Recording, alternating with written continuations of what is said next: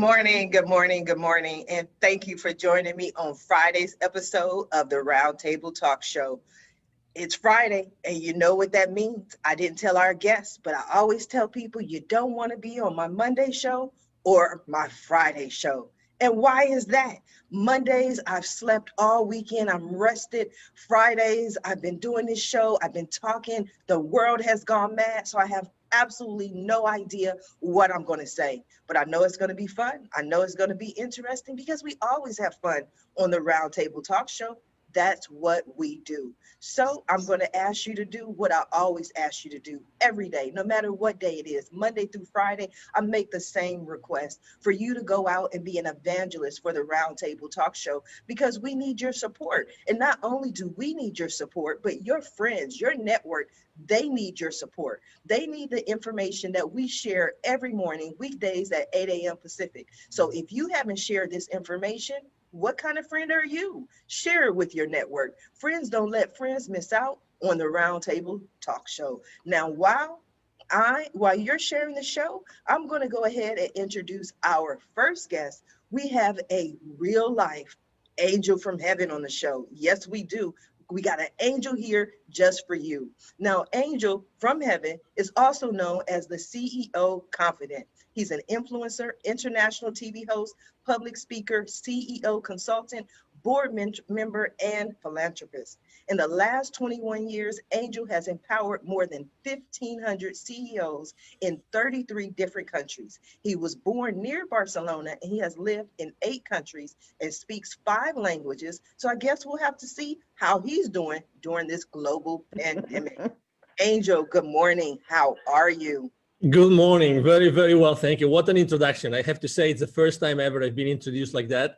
So this Friday will definitely go to history. Thank you so much. I like making history. I like making history. It's fun. You're already making history. And thank you obviously to all the audience watching us. Absolutely. I love your background. I love your background. Now, you're a world traveler. You're all over this place. How has it been for you over the last year? Because I'm pretty sure your travel has been, maybe slightly altered. Well, totally altered. Totally altered. And not because of the restrictions. Well, it's mostly because, you have to stay in places like for 1 week or 2 weeks to quarantine and these kind of things. But thank God, we have remote working tools that we can use. But last year, as answering to your question, last year has been a year of awakening. That's definitely. So if you had asked me the question you're going to ask me today, 12 months ago, I guarantee you I would have answered differently. So that's the best thing I can say right now. So what have you been up to? You have all these accolades. You're doing the most. You're saving the world. You're helping the people. What does a typical day look like for you?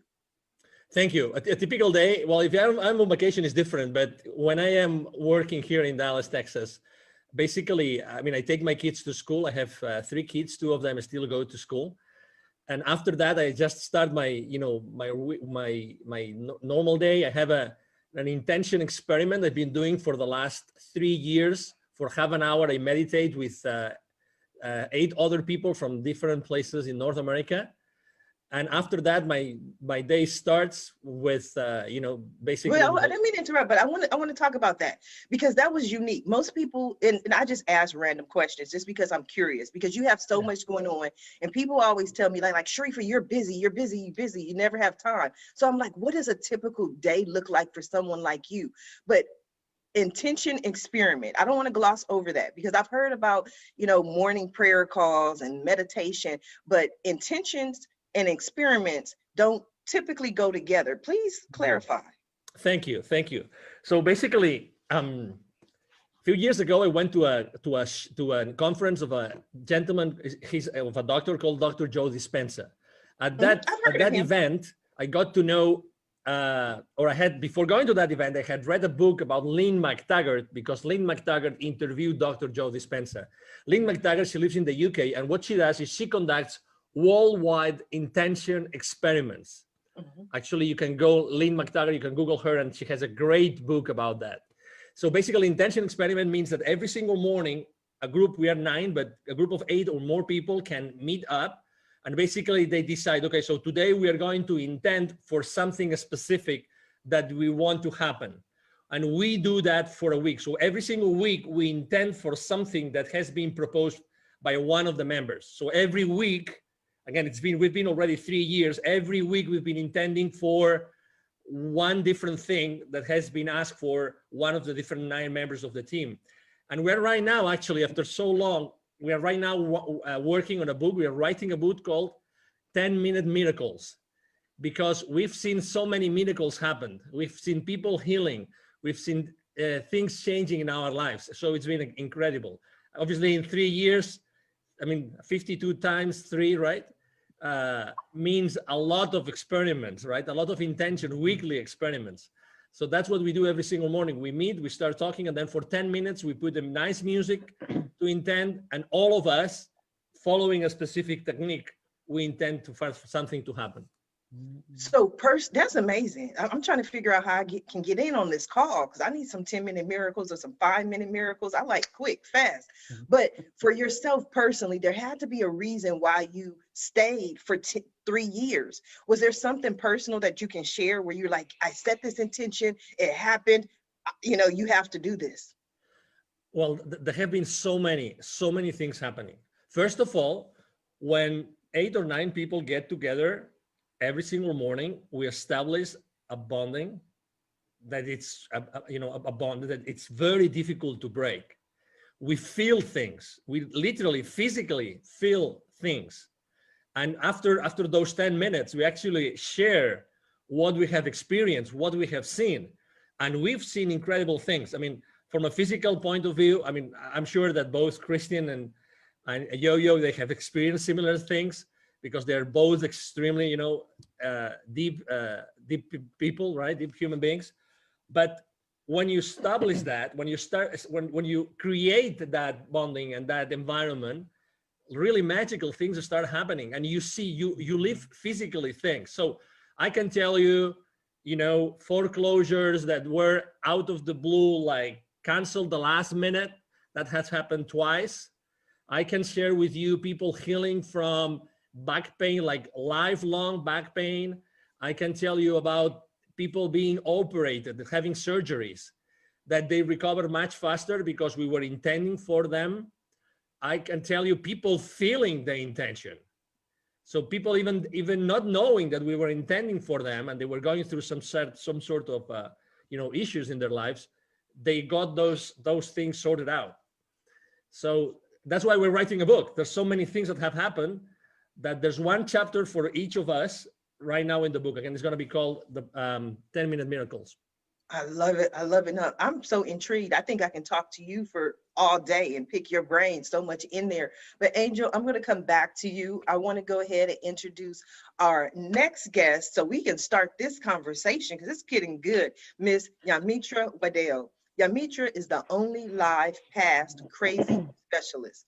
She works strategically with individuals to identify, analyze, and release chaos and crazy in their lives by providing a safe space to begin their journey and guide them to the source of their own power. Yamitra is an Amazon international best-selling author of Fearless Women, Born to Give Thanks, and Transition to Freedom, and 7 other amazing books. She has received Author of the Year award for 2 consecutive years and has had the opportunity to share the screen with the late actor Tommy Ford in the movie The Last Time. She is the founder of Be Fearless Inc., Waddell Consulting Services, and Bear Your Hair.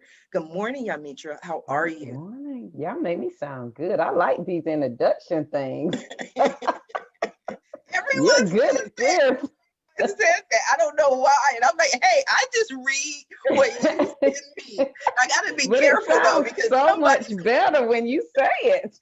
Somebody's going to send me some bio and I'm just going to read it. It's like, I'm the king of America. I'm like, I don't know. Would you send it to me? I'll read it. Tommy Ford. Oh my God. That was a loss. I love, I grew up. We all grew up, I think, for the most part, watching Tommy. Yes. What a great loss. Good morning. How you doing today? I am doing peachy today. It's a great day. So I'm happy to be here. I'm excited And I would just like to tell Angel, I am a Joe Dispenza fan. Yes. I have the majority of his books, and I think he's just an awesome human being. I love him. Yeah, Yes. he's Yes. Yeah, he's good. Yamitra, talk to us about Be Fearless. Where did Be Fearless come from? It most likely came from some sort of fear that you stepped over. Yes, it is. It is a story for sure. So I go by the tagline, "The only live past crazy specialist," because I know crazy, and your crazy doesn't have to be like my crazy. Your crazy could be the normal crazy, life, kids, your career, all the crazy. My crazy and Be Fearless came from being a survivor of domestic violence, and my abuser just happened to be the pastor of the church, and so to be the first lady and be the woman in front that everybody's looking to, and then being abused, it was hard. And from going from that to living in a shelter to, now finishing my PhD and owning a couple of businesses, you have, and Be Fearless, I would have to say, is understanding that regardless that this fear is here, my vision and my mission is not changing. Fear is going to have to go with me on this journey. Like, you don't have a choice. And so being fearless is understanding, acknowledging, yes, I'm afraid, but that has nothing to do with the fact that this is where I'm moving to and this is what I'm getting ready to go and do. What gave you the strength to get out of this situation? Because like you mentioned, for most people, the church is the rock of not only the community, but the family, right? So it's like getting divorced twice to me. I look at it like that, because you're divorcing this community and then also Okay. divorcing or getting rid of this person. Okay. So Yeah. what was that like for you? It was extremely hard because he had been a minister for 30 years. Who was going to believe? And then you have to look at the dynamics. I was 25, he was 51. We just had a kid. My family was 400 miles away. And who were they going to believe? A pastor who had been pastoring for over 30 years, or this young girl who seemingly married a man of status? And are they going to believe you? Or are they going to believe him? And so I essentially found myself fighting in the church, the FBI, because he reported me, said I kidnapped the children and moved states away. And it was a whole host of things. So on the day that I left was the day that I decided that I wanted to live. And I think it's a very fine line. And what I applied to that in life is sometimes we all have obstacles. And I break it down really simple. But did you die though? Like, you have to make a decision. But are you going to die when you make that decision? If the answer is no, then you have every right and every tool that you need to make that decision. And that's what I did. Like, I knew it was going to be hard. Who wants to live in a shelter and pick up pennies off the street with two kids? I certainly did not. But I knew that I the way I think, and this is where Joe comes in, that's why I love him so, that my current reality is just not, I don't agree with it. So I don't have to admit to it and I don't have to be subject to it. So if I can think a different thought, then that's what I'm going to do. And it has been a 16-year journey of living past crazy. And I'm a firm believer every day to give my words and my breath direction. So before I get up every morning, I give my words and breath direction to accomplish something every morning, even if it's to find abundance, to find the answer that I'm seeking, whatever it may be. That's what I set out to do, because I believe your words are absolutely powerful, period. Wow, your story, your life is powerful. That's why I love doing this show. I really do. I love it. I love it. I love it. It's a personal passion of mine. Yeah. That's why I get up every morning and do it, because it takes away excuses for people. Oh, yeah. When people come to me and they say, "Well, Sharifa, I can't because," or I'm too this or I'm too that, or this person is stopping me. I'm like, you're going to watch January 8th episode of the Roundtable Talk Show. You're going to listen to those guests. And then, because if they can do it, there's no reason why you can't as well. And so much of what you're saying resonates with me in my life and my crazy, I guess. Mhm. But when I was in my worst times and I lost everything and was homeless, I would walk and I would literally speak to God, and I would say, "God, I know you didn't bring me this far to just bring me this far." Yeah. So you went through all of that, owner of multiple companies. Was there a point where you said, "You know what? There's something better, something greater. There's something else out there for me"? Yeah, oh, absolutely. I'm a fan of quotes and affirmations, and I'm a nerd. And one of the things that I could not do when I was married was go to the library. And the first day that I left, I went to the library and I was like the little kid. I faced the wall, and I love to smell books. I know that's strange, but I love the way books smell. And I smelled books, and I had a stack of books in my lap. And the first book I opened, I couldn't tell you the name of it, but the quote that I opened up to was by John Wooten, and I'm also a basketball fan, and it says, "Don't let what you cannot do interfere with what you can do." Because I was like, JoJo, what is it that you can do? Because I couldn't find an attorney that would help me. Nobody wanted to help me because everything was so crazy. And that quote came into play because it says, if you focus on what you can do, what you cannot do will take care of itself. And I was like, well, JoJo, you already had 2 undergraduate degrees, so that must mean you're not stupid. And so I learned the laws of North Carolina for representing myself, and I went to court and represented myself, won the case, and I live by that quote. Don't let what you cannot do interfere with what you can do, because what you can do is a lot more than what you cannot do. That is just what you choose to focus on. So I live by that quote, and then 2 more. Never close your mind to an idea simply because it's miraculous, because the idea came to you for a reason, and you are absolutely qualified to be exceptional. You're just nervous in front of your current community. We're just nervous because I want to be the first millionaire in my family, and who in my family is saying that? But it doesn't negate the fact that I'm absolutely qualified to do that. And so when we focus on those things and eliminate the negative, it becomes an amazing journey. Yes, yes. We just gonna change that M to a B though. We gonna have you. Yeah. We gonna start with Yes. billionaires We'll now. take that B. Yeah. Yeah, we gonna change that. Everything else I'm gonna stand in agreement with, but we just gonna make that change. Wow, what an amazing show. If you have not shared this show yet, go ahead and share it with your friends, because I always tell people don't believe me. It's the truth. Guests can attest.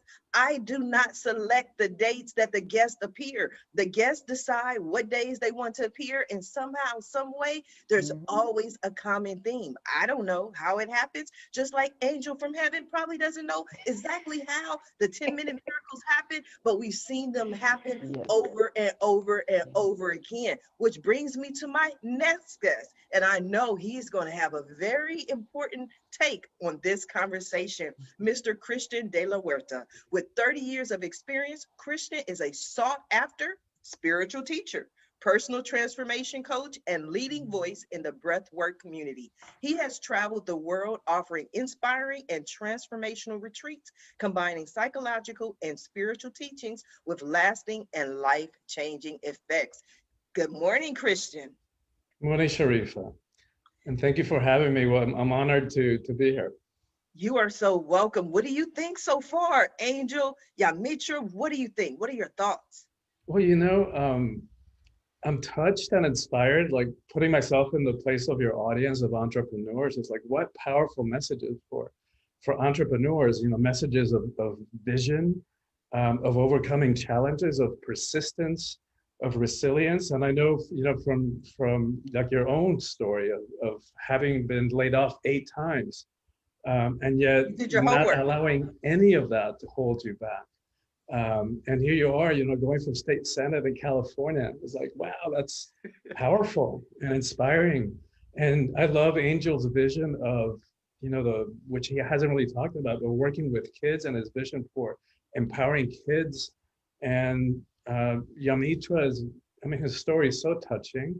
And the powerful message that if she can overcome that, is like we can overcome anything. And also her message of empowerment for all of us. Yes. What is Awaken the Soul of Power? Because I'm pretty sure it's going to resonate today. Yeah, well, it's a book I just released, and it's the first of a series of 3. And the title of the series is called Calling All Heroes. So what does it mean to live a heroic life in the 21st century, where probably we don't have the horse pitched outside and the armors and the demons to slay, except the ones in here.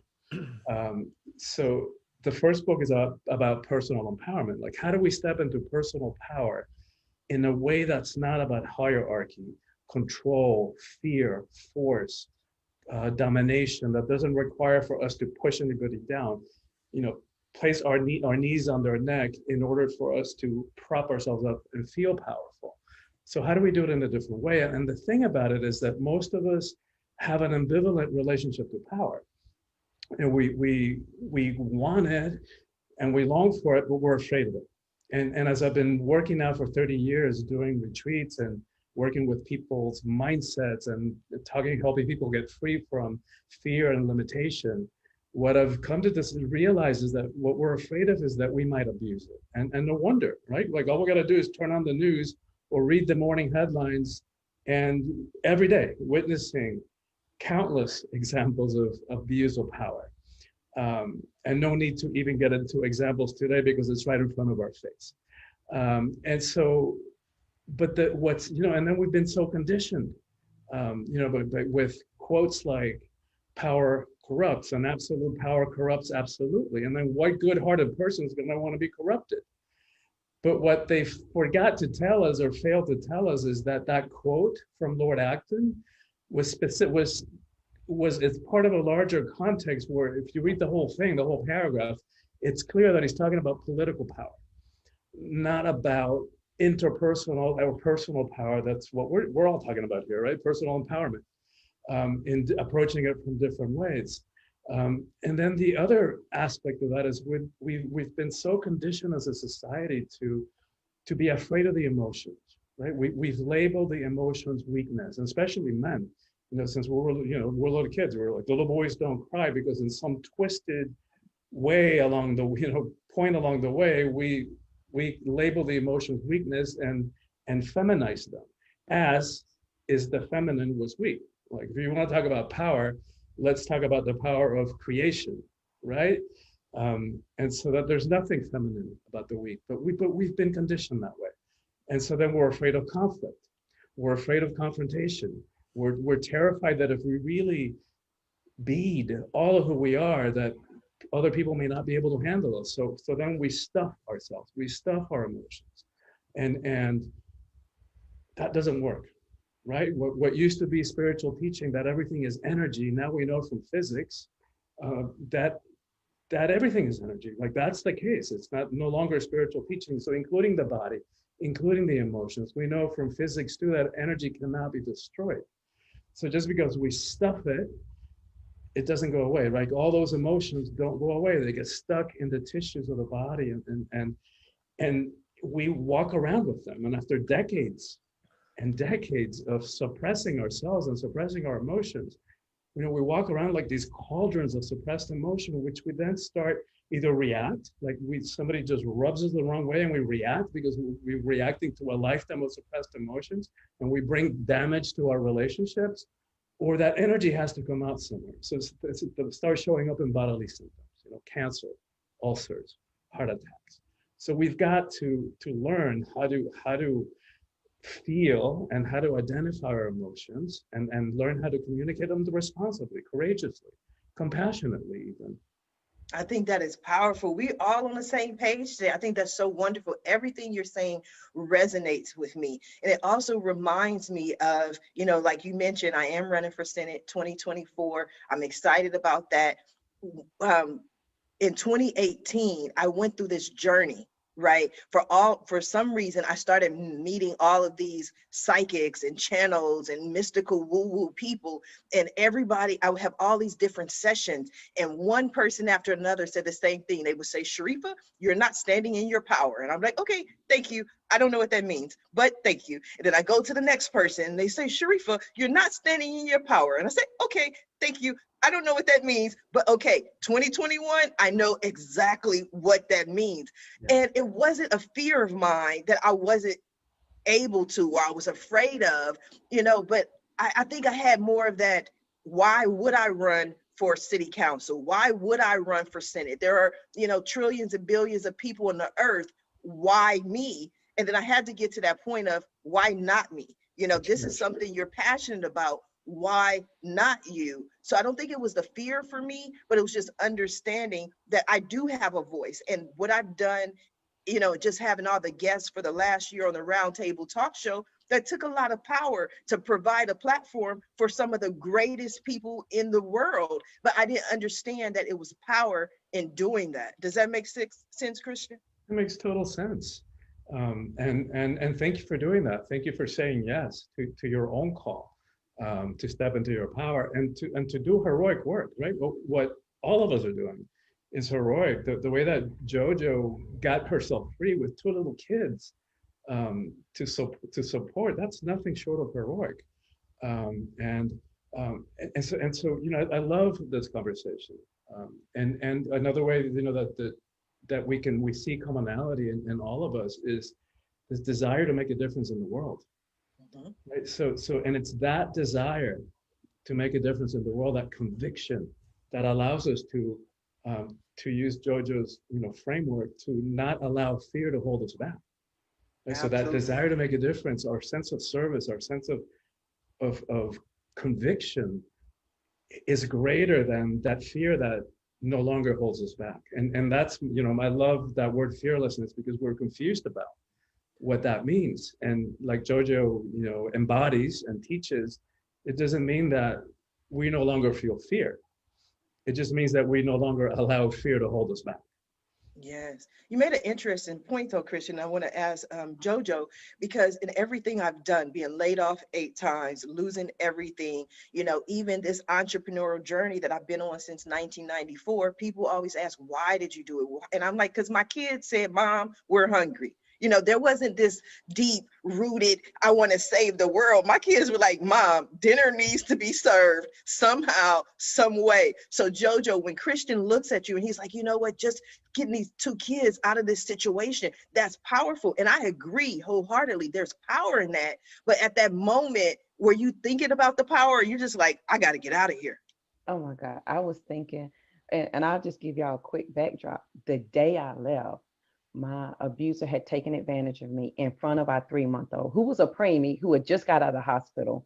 And so she was only 60 days old, and she only weighed 4 pounds. And so he had taken advantage of me in front of her. And I tried to kill myself that morning.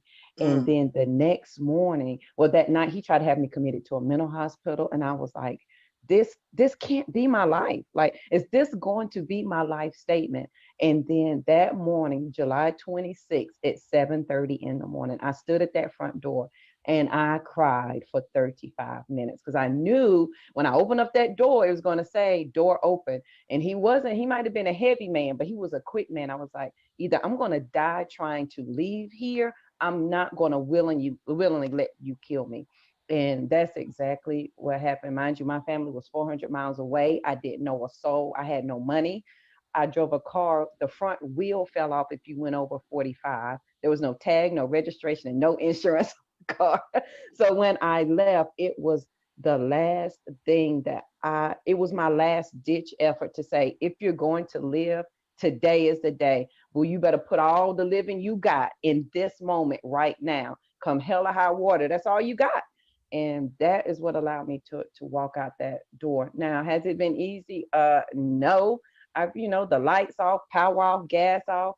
I'm eating once a day, asking my coworkers, you want to finish your lunch so I can eat? So whatever's at the house, the kids can eat.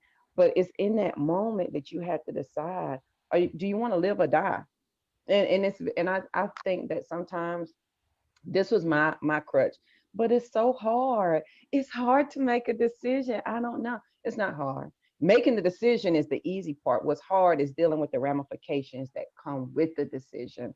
And so for me, 2 things. Is this going to be my life statement? Are these going to be the last words that everybody's going to know JoJo for?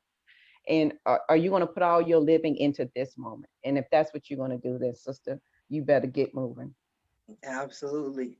Angel. If I may add something, after hearing both Christian and Yo-Yo, probably they don't know, nor Christian nor Yo-Yo, and they don't know, but Tony Robbins has been quoting you for the last probably 10, 15 years when he says that we are so fearful of our own power. Yes. And that's probably why we don't step into it so easily, because we are fearful of ourselves and what we can do with that power, right?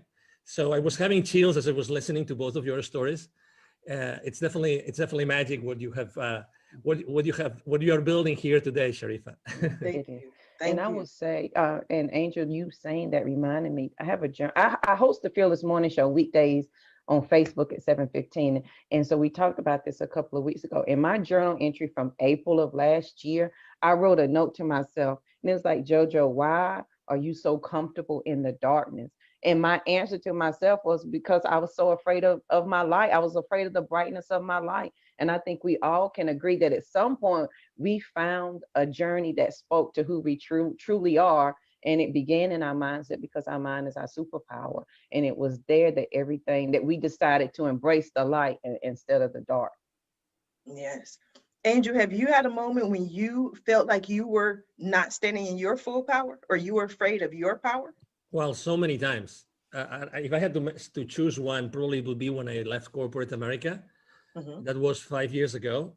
And, although I had been, I mean, it's funny because when you read my bio, it sounds so wow, right? That eyebrow raising effect. But can you believe it or not? I mean, I was really like, oh, I don't know what I'm going to do. I don't know if I don't know what I have really done in my life. I mean, I don't know if what I have learned or what I have done to others or for others is going to serve me, really. So, when you said, the famous imposter syndrome, Yes. that, Yes. you just, you go from a very structured, massive, I had worked since the 90s for large multi-billion euro corporations, and suddenly you are by yourself, right? And I was, and you say, well, I don't know what I'm going to do. And I was extremely fearful. And it took to me many months, I have to say, many months to actually just sit down, take a piece of paper, so easy, take a piece of paper, a pen, and start writing my accomplishments or what I had done throughout my entire career. Then when I started to, write down some numbers and making some calculations, it was then when I realized, well, maybe that's something, and maybe I can add value to someone's life and someone's business with what I have done. But oh my God, I mean, I was so blind, so blind. I really didn't want to see. It's not that, it's not that my prescription glasses weren't right. It was just like I didn't want to see the obvious. I mean, very often they ask me, what would you change, right? I mean, this famous question, what would you change if you were given another opportunity? Oh my God, I would change so many things. But the number one thing would be, I would step up. I would start exposing myself like crazy since day one. I would start sharing my story because, we probably all of us, we have shows or we have interviewed people for sure. And we all know that the real power of our conversations is that we know for sure that someone right now is listening to us and we are going to change their lives. Yes. For sure. That's Yes. happening right now. I mean, not for me, but for you, but this is happening. That's why we do what we do. With our questions, we're trying just to open up ourselves so that others, are able to listen to those messages. So had I started to share my humble messages from the very beginning, I would have started impacting others' lives immediately. Immediately. We just have to open our lives, open our mouths. And let me tell you a little bit of an anecdote. So it took to me almost a year to open myself and to do my first ever Facebook Live. And it was by myself. And I thought I have to make like an announcement to the world, right? Okay.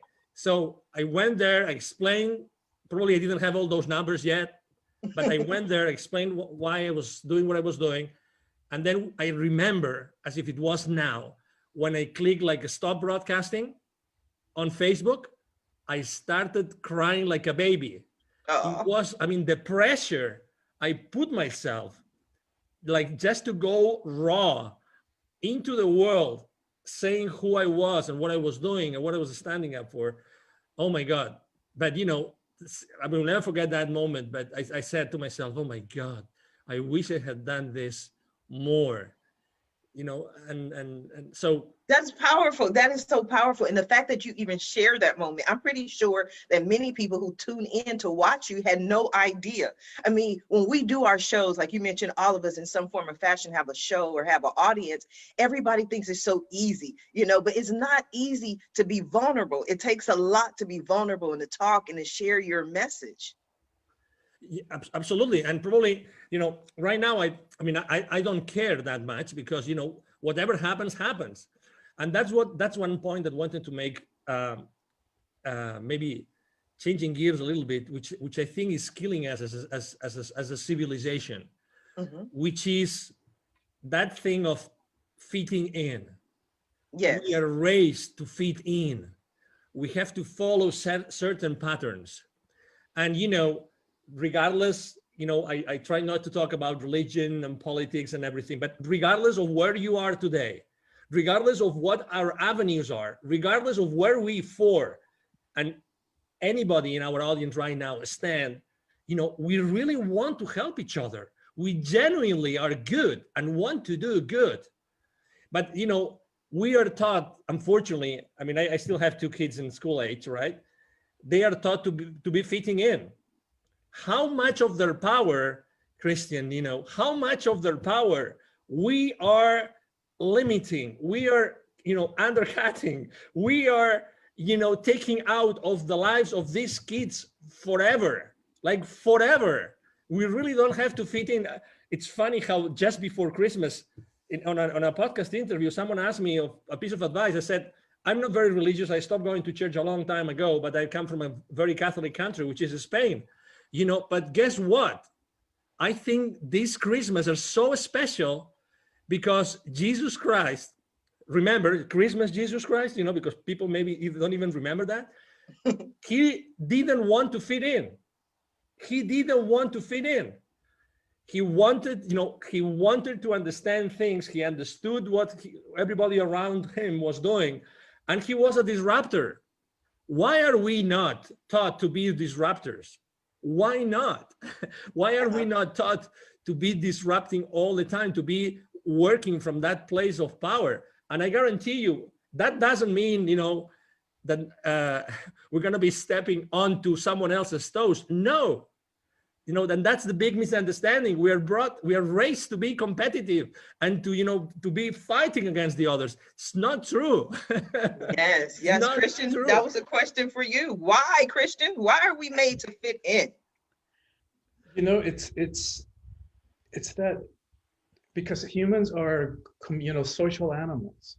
And because we haven't been taught, like our parents weren't taught, their parents before them weren't taught how to help boost the kids, self-esteem and sense of who we are.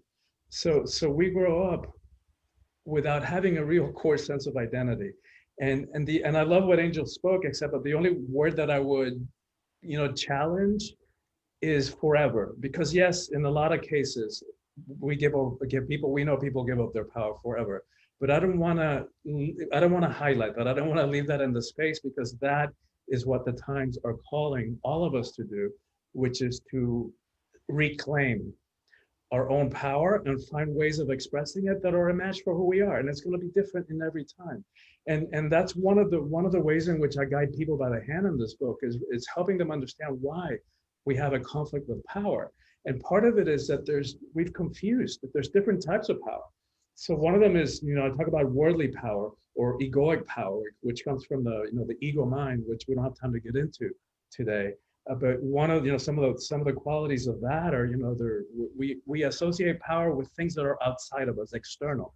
Like we tend to associate people, who have money, who are famous, who are some part of, they're either some part of a hierarchy. They're CEOs, or they have some political or religious hierarchy, or social or educational hierarchy. But the thing about those kinds of power is that because they're external, they're fickle, right? They're here today, gone tomorrow. Whereas the other kind of power, which I call soulful power, spiritual power, is inside of each one of us. Nobody can give it to us. Nobody can take it away. And it's actually more powerful, right? So I think of Gandhi or Gandalf, in The Lord of the Rings, where they're simple, monastic robes on their sandal feet, you would never know how much power they hold until it's needed. And then watch out. Like, Gandhi, and I know that you quote Gandhi, Sharifa, and be the change. And but he brought the British Empire to its knees when it was at its highest point, globally, in terms of global reach, without ever landing a punch or shooting a gun. And talk about power. Yeah, I think so often you make an excellent point. When we think about power, we think about power as far as putting people down, and like you said, keeping people down, or just simply brute force. Like we associate power with, I have to just go in and take over, and that kind of power. But I've learned that power can be gentle. You know what I mean? You can speak softly and still wield the same power without having to be aggressive or argumentative or controversial. Some things may wind up being controversial, but you don't have to just go at it at such a and the world is changing. One of the things that people keep talking about is that we're moving more towards the maternal. We're moving more towards the feminine energy of just, what are your thoughts on that, Christian? Well, it's a great question for me. It's one of the things that I'm passionate about, because my book is for everybody, of course, but it has a particular message for women, because I'm convinced that the single most important thing that needs to happen in the world is the empowerment of women, and not to make women better than or put them up on a pedestal. Women are just as capable of abusing power as men are. But it's because we have been so, as a world, as a species, we've been so out of balance for way too long. And for thousands of years, where the feminine, was made less than. And to that, we can connect all the other issues that we face. When women are in 50% of power, and when we all, regardless of what kind of body we're in, when we all reclaim the feminine, because we all have masculine and feminine energies in each of us. So when we all reclaim that, and when women are in at least 50% of power in this world, we're going to have a very different relationship to all of it, to war, to poverty, to hunger, to how we treat the environment, all of it. It's all connected to that. And so when I think about strategically, like if there was one thing that I could focus on in my limited time, here on this planet, that's what I've landed on. Because by empowering women, we impact everything else. Yes. Angel, what are your thoughts on what Christian had to say? Yes, it's funny because when I was still in Barcelona, and I had been working for an audiovisual company in Spain, and there was a headhunter, a lady headhunter, that came and offered me that position before. And when I left Spain and I went to live in the UK, I had this meal with this lady and asked her, hey, why did you come? How did you find me? And you came to my first job, and you came and you took me to the second job, completely different industries, everything. Why? I mean, why? Because I went from working, in a university to working in the private sector. And she said, because Angel, you have something. And don't get me wrong, I mean, that's the 90s, okay? So because you have something which not many people have, which is your feminine side is very pronounced. And I said, what do you mean? And why did it make me a good candidate for that position? And he said, because you see life differently, because you are able to put forward things that other people would hide. And throughout my life, it's been funny because I've always worked with more women than men. Every time I have had to actually build my own team, consistently, I've been looking for female power to compensate what was already in place. And I have always felt extremely comfortable working with women. And in corporate America, I have to tell you, in high tech, that was my industry. I mean, if there were maybe, 10%, 15%, and probably only on maybe marketing, legal, all those specific departments, right? Or functions. But in my case, it was always very clear. I mean, women confront life in a completely different way. And it's completely complementary. to what we do. You know, there's no good or bad. I agree with you. It's obvious. It's very clear, Christian, that yeah, and you said it very clear also, Sharifa, that I think that we're moving towards a world where feminine energies are going to play a much more important role, and it's true and it's necessary. And when I go to Latin America to help the underprivileged kids, and I find those kids and I'm teaching them, I focus completely on self-esteem, because those kids will never receive that message anytime soon. You know, I'm not going to say forever, Christian, but anytime soon. They're not going to listen to anybody. They're going to hear that message of empowerment. But I focused on girls, because girls are the ones that are more limited in their future. The views of their parents or their tutors, their views about what the life of that girl is going to be is super limited, super limited. I remember going to an area north of the state of Puebla in Mexico, where there are 186 different indigenous communities. Okay, so many different languages.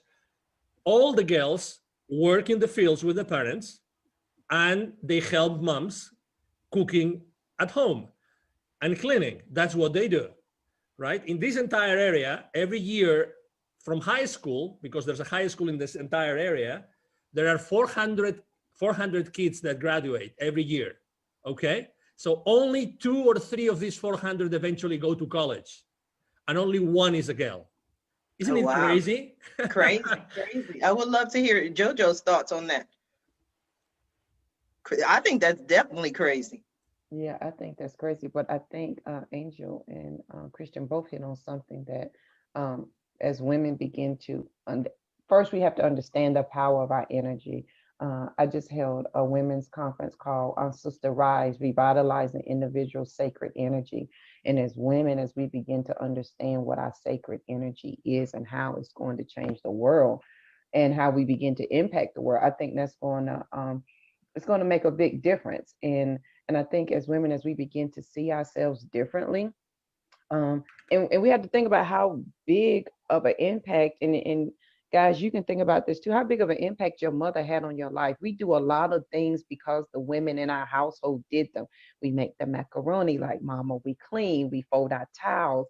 And every day we are creating a legacy for our children to follow in our footsteps. As women, you know, we look to daddies, because I was a daddy's girl too, but I looked to my daddy for business sense, but I looked to my mother to set up my traditions on how I was going to raise my children. And that's an excellent point, because I laugh with my son all the time. My son will be 24 in April, you know, and whenever he does something and it's not correct, I'd be like, gotta do it right. Because people will say, your mama didn't raise you right. You know what I mean? Or they'll say, who raised you? I'm like, so this is not about you. This is about me, right? It's about me, because your name is all you have. And that, you know, in this book called The Awakened Woman, it says, if we forget if we forget who we are as women, then all who lean on us and look to us for guidance will be lost. So generations from now, great grandma JoJo, I could have lost everybody because I did not step into my power as a woman, and then understand that I have masculine, I have female, and I can manage them and hold them equally. But I absolutely, this is my wheel. I love this kind of stuff. So I'm over here dancing with my feet because I'm having a good time. You know, it comes to you know, it's attributed to Betty White, which she's, you know, her incredible, unique sense of humor. She said, you know, we're talking about courage, and she goes, and I'm not going to do it justice, but she goes, you're talking about having balls. It's like, those things are weak. You just thump them and they bend over and they collapse in pain. You want to talk about courage? Let's talk about vaginas. Those things take a pounding. Yes. It's all in how you look at it. It's all in the perception. I love Betty White. I love laughter. I mean, that's the beautiful thing. Anytime I do stand-up comedy shows, it's always my brand, Laughter Heals. We need more laughter in the world. We need more people to remember who they are and stand in their own power. And it may not necessarily be easy, but I definitely think that it's necessary. JoJo, I want to go back to something that you said earlier in the show, when you were making, when you after you left the shelters, at what point, because I think this is very important for the audience, at what point did you really decide to stand in your power as far as being a business owner and be an example and start your conferences? What made you say, if not me, then who? Because I knew it was something I needed. No one was, and my pet peeve is giving somebody so much information that they're overwhelmed. I'm the person, I need JoJo, do step one and then do step two. And nobody was giving me that. And I was like, okay, let me start documenting what I'm doing. Like, how am I getting over this? How am I changing my mindset? And what are the things that I'm doing? And so for me, it was, this is what I need. So surely somebody else needed. And what really made it hit home, because you know how you play entrepreneurship and you think you're going to do it. And I've been in healthcare for 20 years. I didn't want to give up the title that I worked at Duke Hospital or Duke Medical. I didn't want to give up that title, you know, that I've worked at all those places. And then I spoke the first time ever and talked to a group of ladies who were coming from welfare to work. And the lady called me like 3 days later, and she said, had you not shared your story, I would have killed myself. And I have a quote that I wrote right then, and it says, somebody is waiting to hear my voice, and they will not move until I move. So every day when I get angry and frustrated, like I can't figure this out, like I don't know what I'm doing, JoJo, somebody's waiting to hear your voice, and they're not going to move until you move. And so that was one of the biggest things that helped direct me to say, okay, you're gonna, honey, it came to you for a reason. You survived and you lived for a reason, and now you must do something with it. I think that is so, so powerful, amazing. Now, we are coming down to the last few minutes of the show, and I must admit, I have greatly enjoyed this show. Me At the too.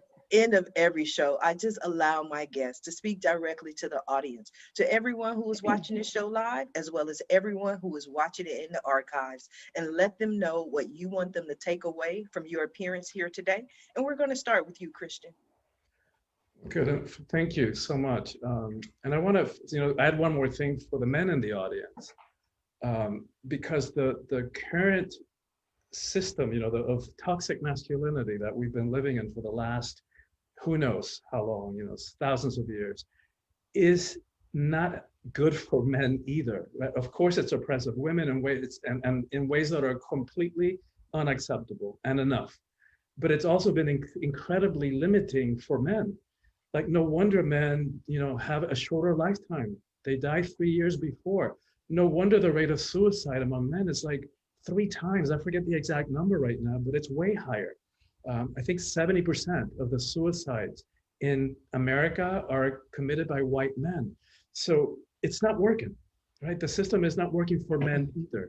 And it's time that we all figure out a way to reconnect with who we are, to reclaim our own sense of self, our own sense of power. As far as I'm concerned, we're living in the most critical times in the evolution of humanity. Make it or break it time, right? And so whenever one of us feels that call, like all 4 of us here have to be more, to say yes in spite of the fear, and to step into roles that we don't even know how it's going to work out. That the universe has a vested interest in each of us doing that, because as we do that, and when we do that, the ripple effects will be felt. And like everybody here was talking about, like Angel was talking about, making a difference. That's how we all get out of this collective hole that we have dug ourselves into. Yeah. That was powerful. And that was actually a very interesting statistic. I had no idea that 70% of suicides are white males. I did know I found this interesting fact out, is that more women than men attempt suicide, but more men than women commit suicide. Is because men do suicide in deadlier ways. Women tend to take a bottle of pills and wake up in the hospital, but they live to see another day. Whereas men, they're done, they're final, they get the shotgun, and it's over. So very interesting. We have to heal the world so no one is in that position where they even contemplate or even think about suicide. And we're all here to help them. Thank you for that, Christian. Angel, what do you have for us? Thank you. One of my favorite sayings is taking perfect action now. And I do that because most of what I do is I help both, you know, corporate executives and entrepreneurs to accelerate the growth of their businesses through expansion and exposure using different techniques. And every single time, I'm very involved here in the Dallas area with the different business accelerators, business incubators, etc. And every single time I'm helping someone reinvent themselves, pivot in their businesses, I always have this same conversation. You all have an immense power inside to create wealth for the rest of the world. All of you. Tony Robbins says something which is extremely smart, which is, you know, your wealth is totally dependent and proportionate to the amount of people that you are able to serve. And I have to tell you that every single one of you have something inside your professional career, your life, that nobody else in the world has. Nobody. We all have lived completely different lives. Even if you think you are not adequate or you're not enough, you are already enough and you are already adequate. And you can already start. To offer your products, your services to the rest of the world. So I would encourage you to take imperfect action now, to start changing your life immediately, stepping into your power, as Christian and Jojo were saying very, very wisely, but do it today, do it immediately. You know, as you realized, you know, I think that many of us were confronted with death in the last 12 months, right? Like it or not. We had to think about death, you know, at some point. So, hey, you know, we can do so much good in this world and the world needs us. And if it's not us, it's not going to be anybody else. Exactly. I mean, it's great when I was listening to that from Jojo. It's like when I created my nonprofit Wisdom for Kids, I said, if I don't do that, who's going to do it? To be honest, nobody's going to do it. Nobody can do this the same way that we are doing it. Nobody. So I love your passion, Angel. You are passionate. I love it. I love passionate people. Totally. You are so passionate. Totally. So that's my 5 cents, Sharifa. Oh, thank you for 5 cents. Usually we only get 2 cents. So I like that extra 3 cents. I love it. I love it. I love it. Thank you, Angel from heaven. Jojo, what do you have for us? Angel, I want to give you a word that I made up, but I think it will fit just right with you. It's urgentaneously. Like we have to take action urgentaneously. My kids hate when I say that. I need it done urgentaneously. They're like, that's not a word. Doesn't matter. It is. My daughter makes up words all the time. And I'm like, if Will Smith can make up Jiggy, you can make up whatever you want. So hey, I like urgentaneously. I'll just credit Jojo for that one. Yes. I would like to share my few cents is that as we all begin this journey, however we define it, describe it, some steps to live past crazy. And I call it self-care as gangster, because you have got to really want this for yourself to begin this journey. So there's just 5 things that you can start today. Number 1 is absolutely be quiet. You don't know what you like or what you want because you talk too much. So if you be quiet, you can hear what the God inside of you, the universe, the creator is trying to tell you.